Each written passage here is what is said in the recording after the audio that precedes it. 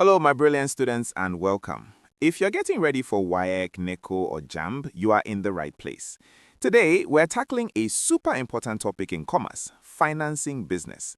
We're going to break it all down so you can walk into that exam hall feeling 100% confident. Now listen up, why should you pay extra attention today?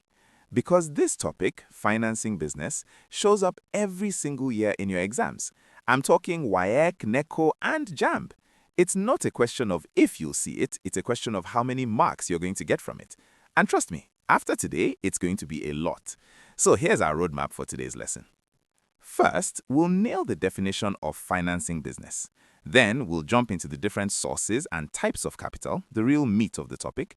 After that, yes, we're going to do some calculations and see how it all works here in Nigeria. And then the best part, we're going to solve real past questions together. Finally, we'll wrap it all up with a quick summary and some killer exam tips. Are you ready? Let's go. All right, section 1. What exactly is financing business? We have to start here, laying a solid foundation. Getting this basic definition right is your first step to impressing any examiner. So, what is it? Well, straight from the syllabus, financing business is simply the process a business uses to raise and manage the funds, what we call capital, that it needs. Needs for what? To start up, to run day-to-day, to expand, or even just to keep going. You can think of it as the fuel for any business engine. You know, whether you're a small trader in Balogun Market or a huge company like the Dangote Group, no financing means no business. Simple as that. And just so you can be sure we're on the right track, this is exactly what the syllabus demands you know. We're hitting every single point, the sources of finance, all the different types of capital, the calculations you'll face, the real-world problems of getting money in Nigeria, and even the role of the Bureau de Change. Everything you need for your exam on this topic is right here. Okay, moving on to section 2. Let's start building your knowledge blocks.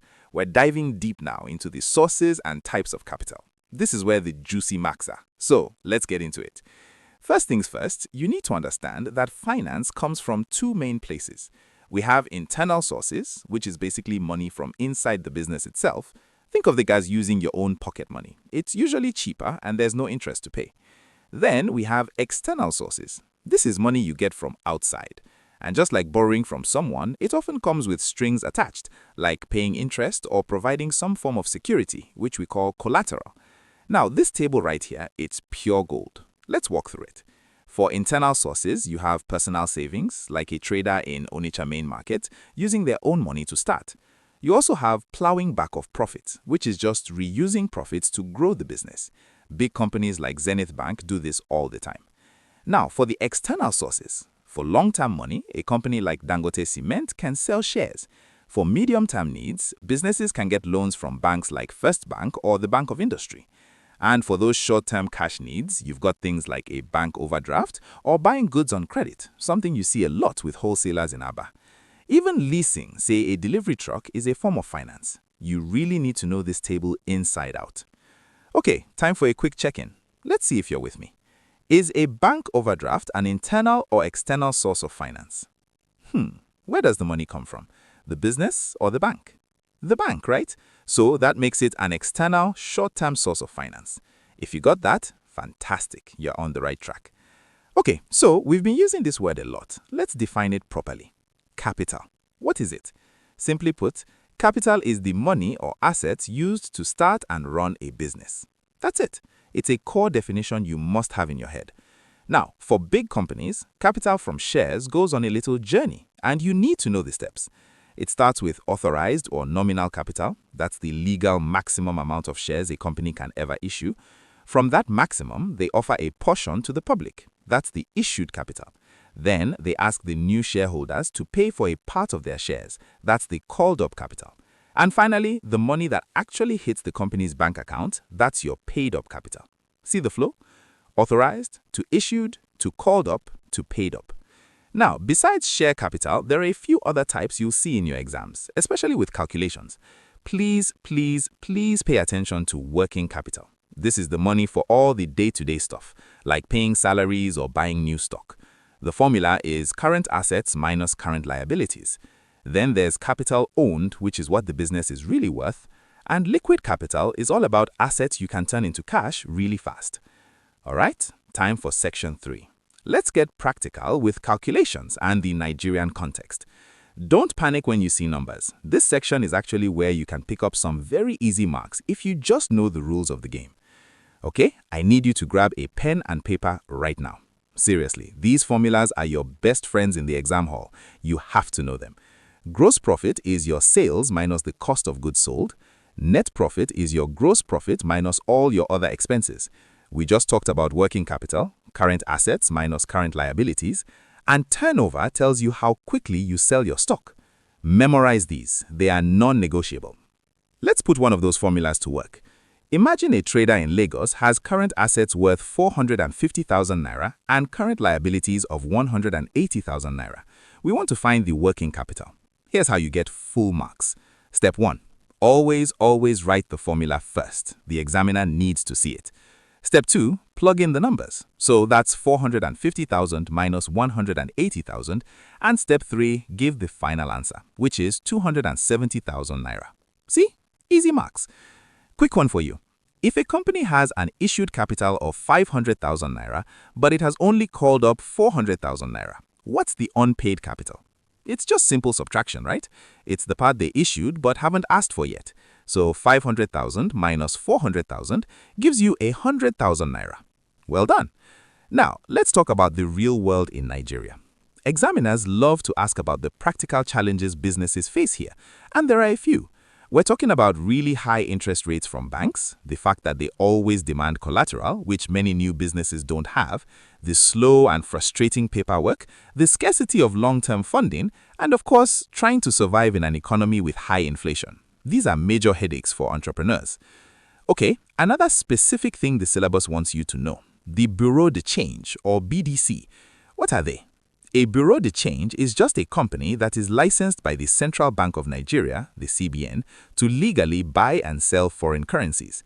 You see them all over the place, helping people swap naira for dollars, pounds, and other currencies. So what role do they play? Well, they're super important for small-scale importers and business people who need foreign currency quickly. By doing this, they actually help to stabilize the naira. They also make it easier for tourists and international trade to happen, and of course, they create jobs and pay fees to the government. So they're a key part of our financial system.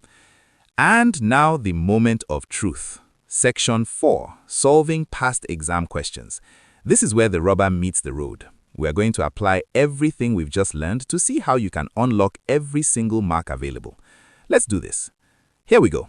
A real WAEC question. It asks, the amount of new capitals with which a new company proposes to be registered is called A, called up, B, nominal, C, fixed, D, issued, and E, circulating. What are the key words here? For me, it's proposes to be registered. So how do we crack this? That phrase, proposes to be registered, tells you we're talking about the maximum official amount the company is allowed to raise. And what do we call that maximum amount that's written in the company's registration documents? We call it authorized or nominal capital. So the correct answer is B. Be careful. A lot of people pick issued capital, but remember, issued is only the part that's offered, not the total possible amount. Let's try a JAMB question. Now, this one is about timing. A business organization can obtain long-term financing through, and your options are a bank overdraft, the sale of shares, credit purchases, or a Bureau de Change. The magic words here are long-term financing. Think 5 years or more. Let's eliminate the wrong answers. Bank overdraft? Nope, that's short-term. Credit purchases? Also short-term. Bureau de Change? They do forex. They don't give out long-term loans. So what's left? The sale of shares, which is the perfect example of long-term permanent capital. The answer is B. A common trap is picking Bureau de Change just because the name sounds financial. Don't fall for it. Okay, last one, a NECO-style calculation question. They've given us a bunch of figures from a balance sheet and they want us to find the acid test ratio. Don't let the name scare you. It's just another name for the quick ratio. Let's break it down. Here's the play-by-play. Step 1. Write the formula. Acid ratio is liquid assets divided by current liabilities. Step 2. Find your liquid assets. Now, this is the most important part. Liquid assets are current assets minus stock. So we add debtors, bank, and cash, which is 1,700 naira. Do not include the stock. That's the trap. Step 3, find your current liabilities. That's your creditors plus accruals, which comes to 2,300 naira. Final step, divide them. 1,700 naira divided by 2,300 naira is about 0.74 to 1. So your final answer is 0.74 to 1. You guys are doing great. We've been through a lot. Let's get to our final section, the key summary and exam tips. This is how we lock in the knowledge and make sure you're ready to absolutely smash your exams. Here's a quick recap card for you to screenshot or jot down. For sources, it's all about internal versus external. For capital types, remember that journey, nominal down to paid up. For formulas, if you remember nothing else, remember working capital is current assets minus current liabilities. Bureau de change, they are your licensed forex dealers. And the problems in Nigeria, think high interest and collateral. Now, here's some powerful tips. 1. In theory questions, always define your term before you start explaining. 2. Use headings and bullet points. Make it easy for your examiner to give you marks. 3. For calculations, show all your steps. You can get marks for your method even if your final answer is wrong. And 4. Create a memory aid, an acronym, to remember lists, like the sources of finance. It really works. So, here's your final homework. Before your exam, make sure you can do everything on this list.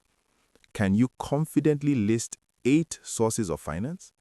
Can you explain the difference between all the capital types? Can you solve calculation problems? If you can check off every box on this list, you are more than ready. And that is a wrap. You have just mastered one of the most critical topics in your entire commerce syllabus. Seriously, well done. You've done the work and you're absolutely ready to go in there and score your A1. If you found this lesson helpful, please like this video, share it with your classmates and friends who are also preparing for WAEC, NECO, and JAMB, and subscribe to our YouTube channel right now so you don't miss the next topic. Also visit www.examkp.com for thousands of free practice questions and answers. Let's snatch these exams together.